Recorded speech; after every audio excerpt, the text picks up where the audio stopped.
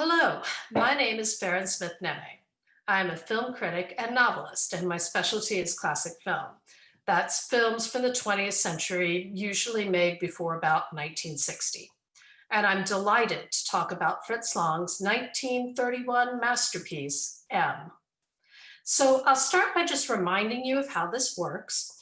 Before or after you watch this video intro, you'll have to watch M on your own. Fortunately, not only is it a great movie, M is streaming all over everywhere on Amazon Prime, on Vudu, and iTunes for a fee. Also on the subscription services, HBO Max and the Criterion Channel, and free of charge on Canopy if that service is offered by your local public library.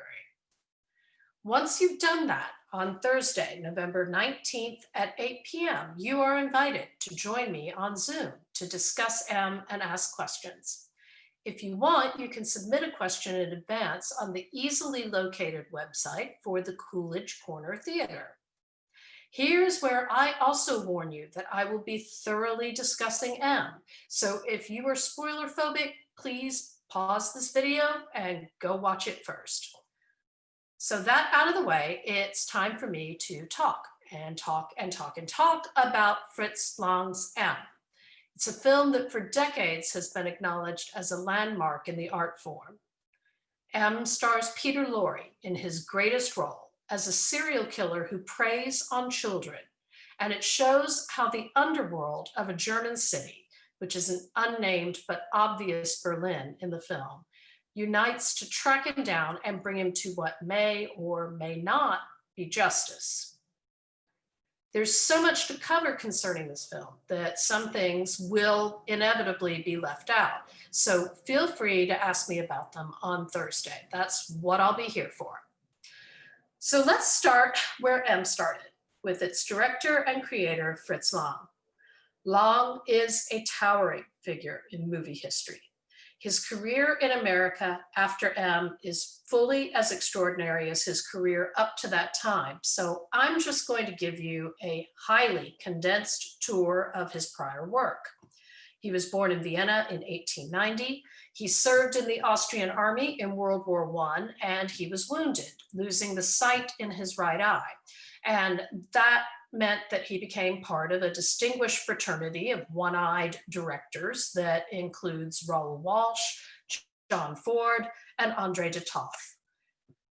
Fritz Lang began writing for the cinema in 1916 and directing in 1919 at the main German film studio, UFA, whose full name I will not try to pronounce.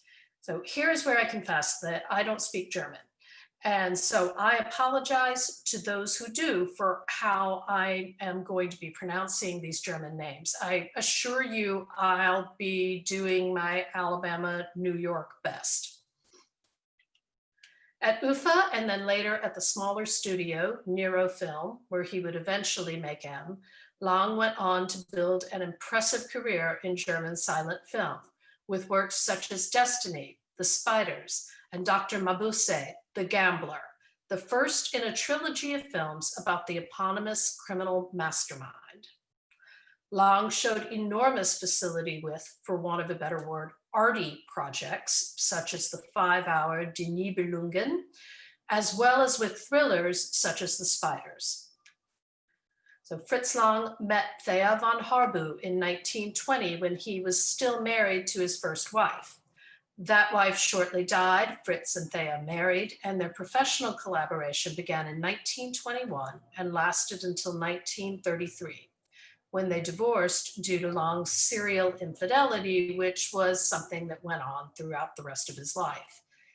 It was inevitable in any case, because the liberal and half-Jewish Lang had found it necessary to flee the Nazi regime, and Harbu, who had long espoused strong nationalist and right-wing sentiments, elected to stay and eventually joined the Nazi Party. In the 1920s, however, Harbu was Lang's primary artistic collaborator. She co-wrote all of his movies from 1921 until he left. She came from an aristocratic family. She wrote novels and poetry. She spoke several languages and played the piano and violin. It is Thea von Harbu's name alone that appears as the screenwriter for Metropolis, the science fiction epic that remains perhaps Long's most famous film. And that is likewise true of M. In later years, like a lot of other directors, Long would swing back and forth in giving credit to his collaborators. And in the case of Harbu, there was the ex-wife factor, and also the fact that she had, as it were, gone over to the dark side. But Harbu's impact on her husband's films was undeniable and significant. M was also the product of considerable research. Long stated that the original idea was, as he put it, to write about the ugliest, most utterly loathsome crime. And for some reason, he and Harbu conceived of this as a film about poison pen letters, but they soon seized on an idea of a truly unforgivable crime, that of murdering children. So this was, of course, the time of the short-lived Weimar Republic in Germany, which is an era that saw an extraordinary explosion of art and creativity. And in some places, especially Berlin, there was also a testing of social mores and an expansion of tolerance. But by the time M was made, the Nazi Party was well on the rise, and M subtly reflects the fissures in German society. Roger Ebert wrote, "When you watch M, you see a hatred for the Germany of the early 1930s that is visible and palpable." And Ebert went on to say, the entire movie consists of men seen in shadows, in smoke-filled dens, in disgusting dives, in conspiratorial conferences.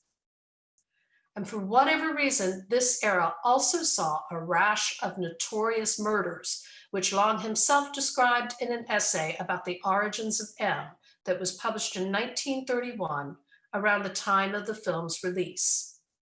These three murders were what was then called Lustmorde, or sexual murders, and all of them went unsolved. Long first cites the 1926 killings of two children, Hans and Erika Fess, in Breslau, who were drained of blood, according to some reports. The Fess siblings, as you'll discover if you Google them, are still a touchstone for the darkest corners of anti-Semitic propaganda, as a local Jewish butcher was blamed, despite there never being any prosecutions in the case. That man is said to have disappeared. It's possible that this grim episode is echoed in M's scenes of both police and civilians, sweeping up the innocent in what we would call a genuine example of a witch hunt. The next case Long cites is that of Karl Hussmann, who was suspected of killing a 19-year-old fellow male student due to an unrequited sexual obsession. Hussmann was acquitted despite considerable circumstantial evidence.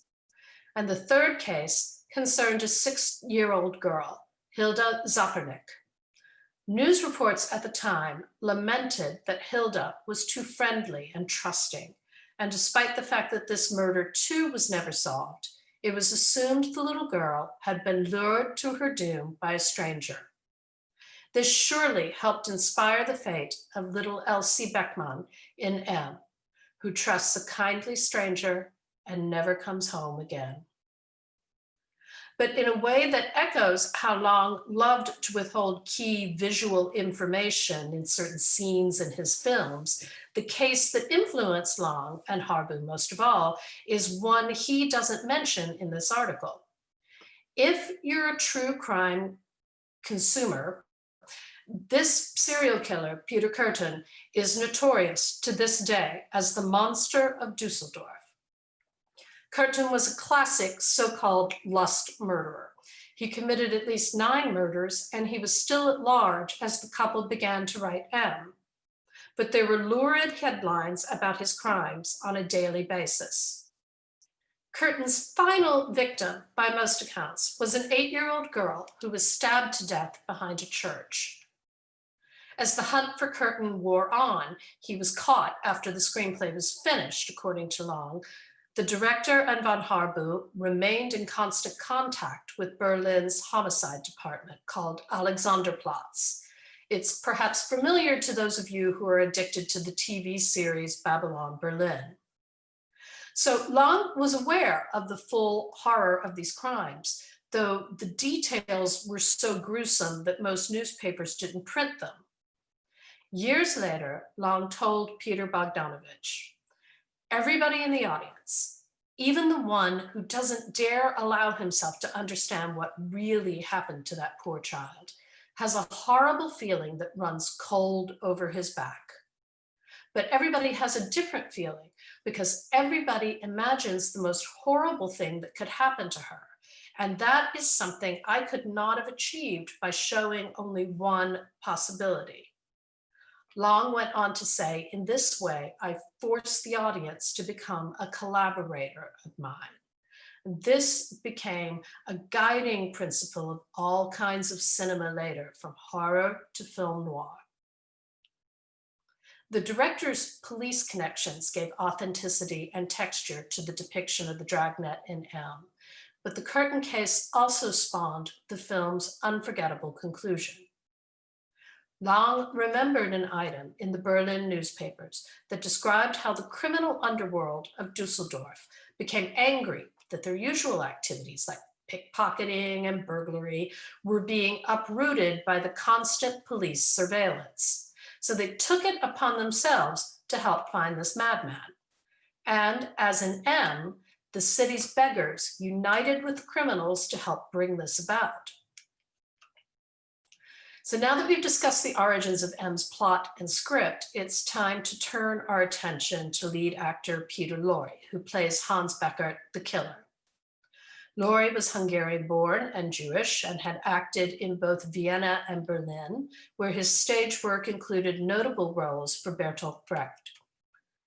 Lang, having seen Lorre on stage and deciding he was perfect for Beckert, invited the actor to his apartment.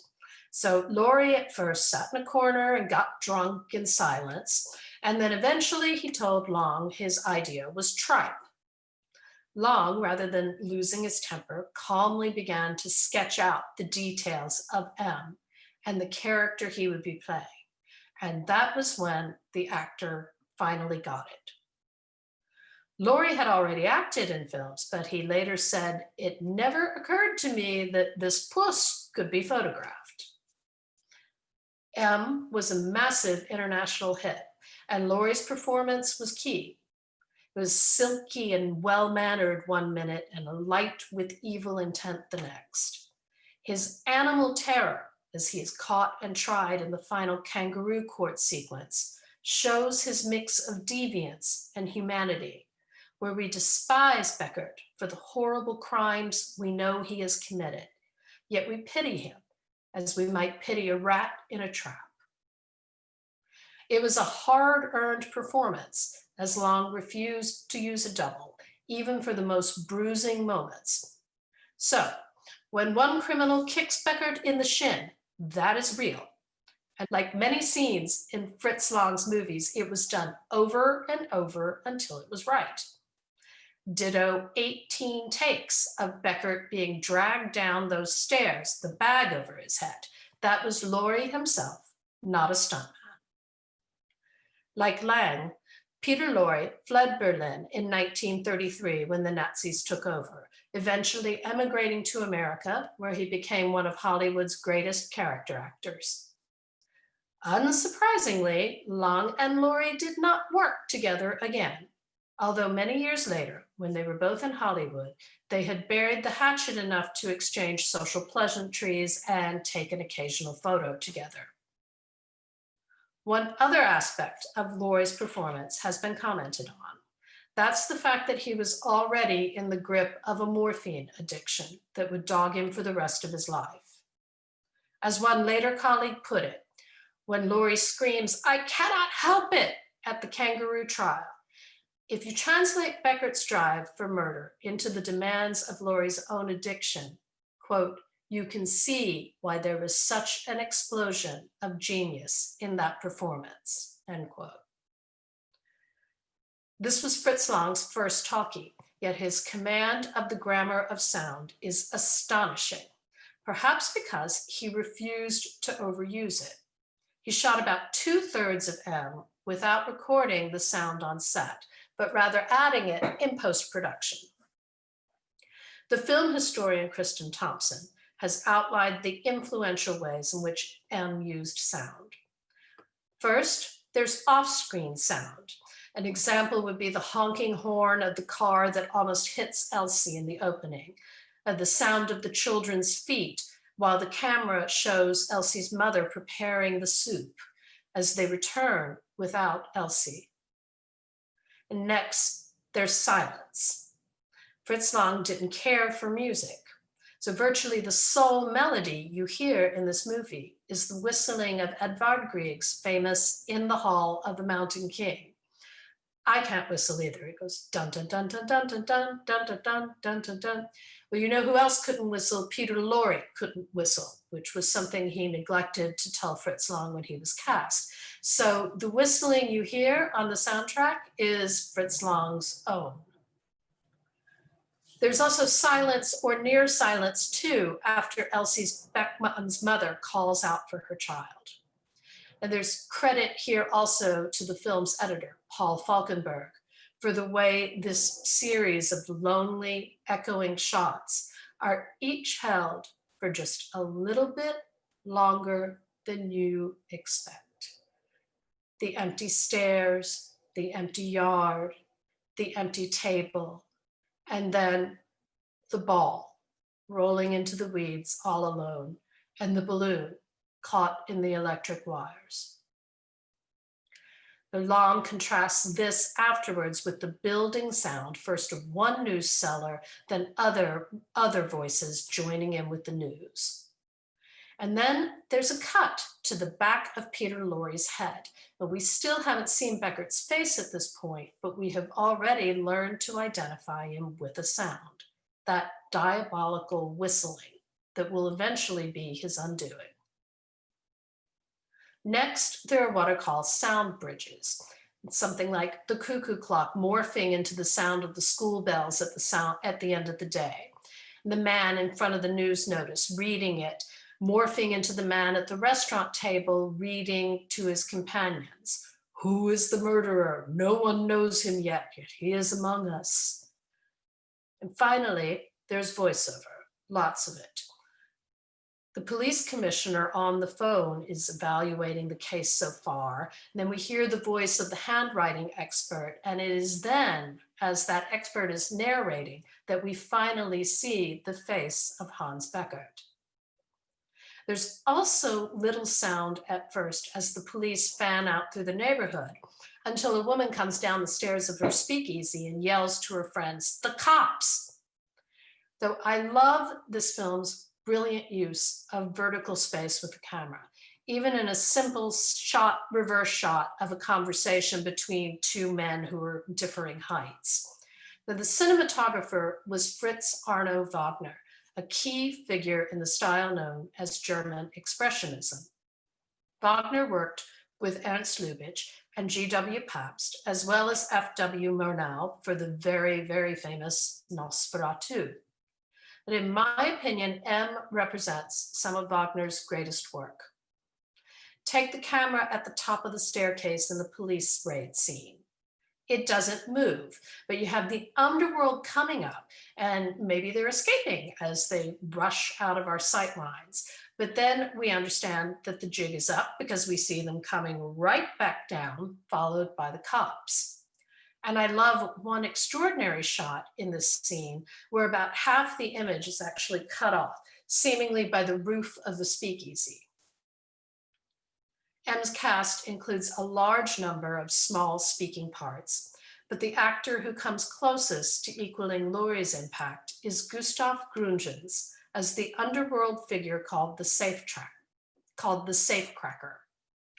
In the 1920s, Gründgens was involved in theater productions that dealt with gender identities and gay themes. Gustav eventually married Erika Mann in what was called a lavender marriage. He was generally known to be gay. So during this period, Grungens, like his friends, was left-wing, and he associated with members of the German Communist Party. In 1932, he first played the stage role with which he was to become identified, Mephistopheles in Goethe's Faust. But when the Nazis took party, Grungens stayed in Germany, and his star rose in the Third Reich as he was put on a list of artists exempt from war production duties. Despite evidence that he tried to protect some colleagues from Nazi reprisals, Grungens became an archetypal example of an actor who sold his soul. And it is Gusi Grungens who served as the model for a novel by Klaus Mann, and later a movie called Mephisto, evoking his most famous role, as well as an acid reference to his choices in life. Grungens, who lived into the 1960s until he died of an overdose, was played brilliantly in Mephisto by Klaus Maria Brandauer. Moving along. Another memorable role is Georg John as the balloon seller. Born in 1879 to a family of Jews, John had a long career as a character actor in German film, beginning in about 1916. He was in The Last Laugh for F.W. Murnau in 1926. John's last role was also for Fritz Lang, as Baum's servant in The Testament of Dr. Mabuse. But in 1933, the Nazis forbid Jewish actors from appearing in German productions of any kind. Peter Lorre, among others, had already fled, but John stayed. Sources say that in the fall of 1941, he was deported along with thousands of other European Jews to the Łódź ghetto in Poland, where he died on November 18, 1941, at the age of 62. Otto Wernicke, as Police Inspector Karl Lohmann, is playing the same role as he did 2 years later, also in The Testament of Dr. Mabuse. Historian Ian Garden says Wernicke's wife was Jewish, and he required a special dispensation to work in the film industry. But Wernicke continued to work through the Nazi years, making propaganda films like Kohlberg, as well as Homecoming with the famous Paula Vesely. Along with Vesely, he was added to the Nazi regime's 1944 list of God-gifted German artists, the same one that Grungens landed a spot on. It absolved them both from service. Wernicke continued to work after the war. Though whether or not it's the first serial killer movie, it's probably not. M can absolutely be cited as one of the greatest, and its influence remains.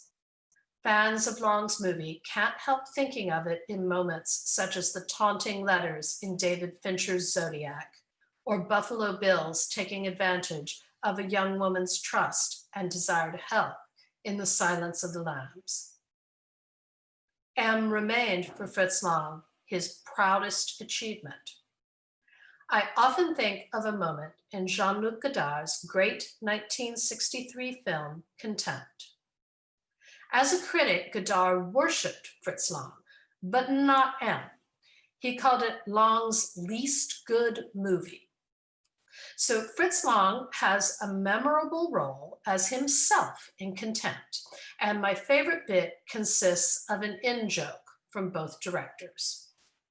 The character, played by Michel Piccoli, is gushing to Lang about the greatness of Rancho Notorious, which is one of Lang's later American films. Fritz Lang listens and responds politely, "Moi, je préfère M." Me, I prefer M. Moi aussi.